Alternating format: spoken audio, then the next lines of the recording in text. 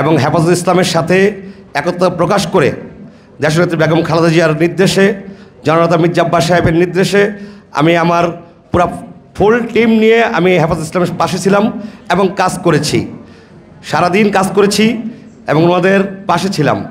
সন্ধ্যার পরে একটি ডাক আসলো, বলা হলো আপনারা সবাই শাপলা চতুর্মুখী হন।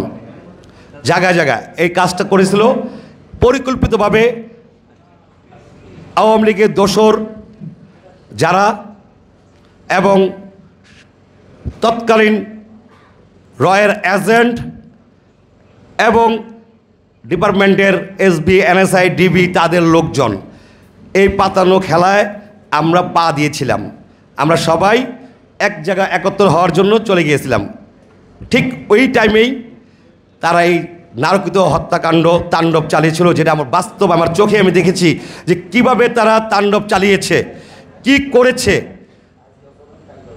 লাইট অফ করে, মানে ব্রাশ ফায়ার যেটাকে বলা হয় 1971 সালে পাক হানাদার বাহিনী 25শে মার্চ যে তাণ্ডব চালিয়েছিল ওটাকেও হার মানিয়েছে এই হেফাজতের 5 মের ঘটনা। তারা যেভাবে এক সাইডে তাণ্ডব চালিয়েছে, যৌথ বাহিনী মিলে ফায়ার করতে করতে সকল লাইট অফ করে দিয়ে, মানে সে দৃশ্য চোখ বন্ধ করলেই চোখের সামনে ভাসে। তারপরে যেটা ঘটলো, তারপরে কি দেখলাম? তারপরে দেখলাম রাতের অন্ধকারেই সিটি কর্পোরেশনের ময়লার গাড়ি এবং ডাম্পার এগুলি আসলো, পানির গাড়ি এগুলি আসলো, রাস্তা তারা ক্লিন করে ফেললো। লাশের স্তূপ ময়লা যেভাবে নেয় সেভাবে মানুষকে উঠাই যাচ্ছে, এভাবে মানুষকে উঠাই দিচ্ছে। তো অন্ধকারে কিন্তু অনেক কিছু দেখা যায়, যতই অন্ধকার থাকুক চাঁদের আলো এবং পুলিশের লাইট যখন জ্বলে, র্যাবের লাইট, তখন কিন্তু অনেক কিছু দেখা যায়। ছাদ থেকে আমরা সব কিছু দেখেছি। তো যাই হোক, আল্লাহ পাকের বিচার অনেক কঠিন। আল্লাহ ছেড়ে দেন না। এই আওয়ামী লীগ দুঃশাসন 17.5 বছর যে অত্যাচার, নির্যাতন, জুলুম আমাদের উপরে হয়েছে, আমাদেরকে রাতের অন্ধকারে যেভাবে তুলে নিয়েছে, ডিবি কার্যালয় যে টর্চারিং করেছে, 3 দিন গুম করে ফেলে রেখে তারপরে যে টর্চারিং আমাদের উপরে করেছে, বিএনপির অগণিত নেতার উপরে, আমাদের নেতাকর্মীদেরকে যেভাবে গুম করেছে, এই বিচার বর্তমান সরকার যদি ব্যর্থ হয়, বাংলাদেশ জাতীয়তাবাদী দল বিএনপি, জননেতা তারেক রহমান সাহেব আগামী জাতীয় নির্বাচনের মাধ্যমে বিএনপি যখন ক্ষমতা আসবে, ইনশাল্লাহ পাই করে এর হিসাব নেওয়া হবে এবং বিচার করা হবে। কাউকে ছাড় দেওয়া হবে না, কেউ ছাড় পাবে না। আমাদেরকে যে অত্যাচার, বিনা বিচার যে অত্যাচার নির্যাতন করা হয়েছে, কেউ ছাড় পাবে না।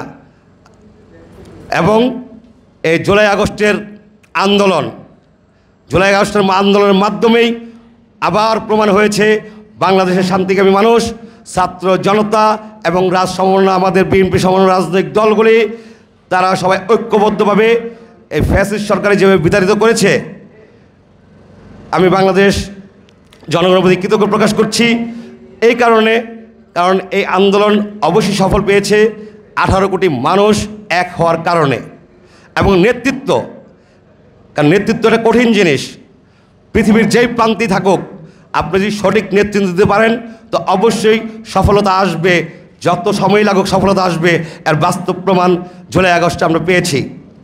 কারণ জুলাই আগস্টে যে ঘটনাগুলি ঘটেছে আমাদের পল্টনে, যেভাবে ফায়ার করা হয়েছে পল্টন টাওয়ারের সামনে, জামান টাওয়ারের সামনে, যুবদলের এক নেতা, আমরা শুধু 2 সাইড থেকে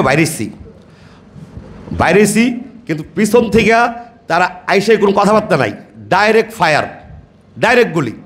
মানে দেশে একটা যুদ্ধ বিরাজ। 5 মে এক তাণ্ডব, আর জুলাই আগস্ট এক তাণ্ডব, আর পিলখানা এক তাণ্ডব। পিলখানা তাণ্ডবের কথা আমরা বলি নাই, 28 অক্টোবর তাণ্ডব।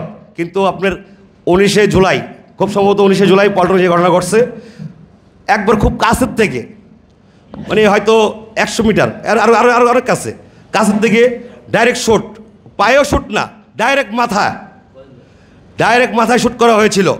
এবং তার গুলি বাদ রাখে নাই। তো এগুলির বিচার তো হতে হবে, অবশ্যই বিচার হতে হবে। তাই অন্তর্বর্তী সরকারের কাছে জোর আবেদন করছি, আপনারা দ্রুত অতি অবিলম্বে যারা এই হত্যাকাণ্ডের সাথে জড়িত, একবারে আওয়ামী লীগের কেন্দ্রীয় শেখ হাসিনা থেকে, ওবায়দুল কাদের থেকে এবং তৃণমূল পর্যায়ে যারা জড়িত এবং ডিপার্টমেন্টে যারা জড়িত তাদেরকে খুঁজে খুঁজে বের করে অতি অবিলম্বে আইনের আওতা আনুন এবং বিচারের সম্মুখীন করুন। অতি দ্রুত করলে আপনাদের জন্য মঙ্গল। আপনাদের কাছে অনুরোধ করব, আপনারা ক্ষমতা নিয়েছেন 8 মাস হয়ে গিয়েছে, 8 মাস হয়ে গেছে আপনারা ক্ষমতা নিয়েছেন। আমাদের জাতীয় নেতৃবৃন্দ আপনাদেরকে বলছে, হ্যাঁ সংস্কার হবে। সংস্কার হবে না কেন? অবশ্যই হবে।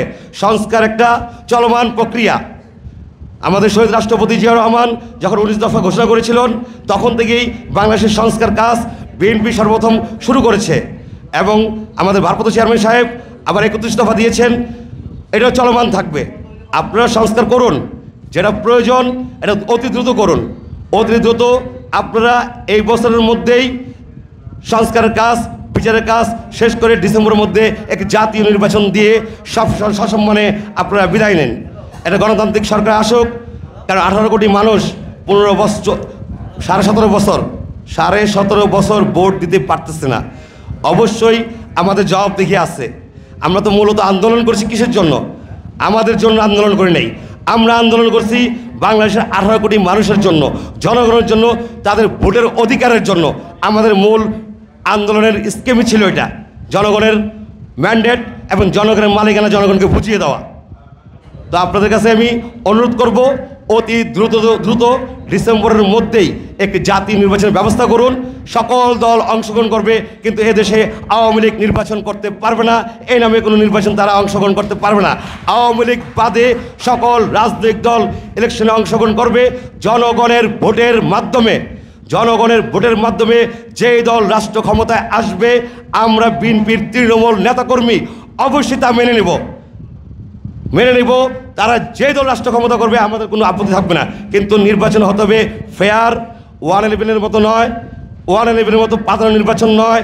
একজন সরকারকে, একজন রাজনৈতিক দলকে দাম করে রাষ্ট্র ক্ষমতায় বসায় দিবেন, সেটা হবে না। অবশ্যই জনগণের ভোটের মাধ্যমে একটা নির্বাচন হতে হবে। সেই নির্বাচনে যেই দল রাষ্ট্র ক্ষমতায় আসবে আমরা বিএনপি মেনে নিব। আর অন্যথায় তার পরিণাম কি হবে 150 বছরের ইতিহাস ঘাঁটবেন এবং দেখবেন বিএনপি কি পারে কি পারে না। কারণ বিএনপি 17.5 বছর সংগ্রাম আন্দোলন করছে, অন্য কোনো রাজনৈতিক দলের ছত্রছায়া নয়। অন্য কোনো রাজনৈতিক দলের ছত্রছায়া বিএনপি আন্দোলন সংগ্রাম করে নাই। বিএনপি এককভাবে আন্দোলন সংগ্রাম করছে এবং অন্য রাজনৈতিক দলগুলি বিএনপির সাথে অ্যাড হয়েছে, কিন্তু অন্য রাজনৈতিক দলের ওই লঙ্গির তলে, ছায়ার তলে বিএনপি যায় নাই। কারণ বিএনপি এরম একজন আদর্শবান ব্যক্তির দল, কারণ এই দলের শুরু আছে, শেষ নাই। কারণ এই দল বাংলাদেশকে সার্ভিস দিবে আরও 100 বছর। 100 বছর সার্ভিস দেওয়ার মতো বিএনপির ব্যাকআপ আছে। সেই ব্যাকআপ বিএনপি জনগণের ভালোবাসা দিয়েই অর্জন করেছে। তাই শহীদ রাষ্ট্রপতি জিয়াউর রহমানের দলকে আপনারা দুর্বল ভাববেন না, দেশনেত্রী বেগম খালেদা জিয়ার দলকে আপনারা দুর্বল ভাববেন না, জননেতা তারেক রহমান সাহেবের দলকে দুর্বল ভাববেন না। আগামী দিনে আরও চমক আসবে বিএনপিতে, আমরা আশা করি। যাই হোক, 5ই মের নারকীয় তাণ্ডবের হত্যাকাণ্ডের বিচার দাবি করে এবং সকল হত্যাকাণ্ডের বিচার দাবি করে এবং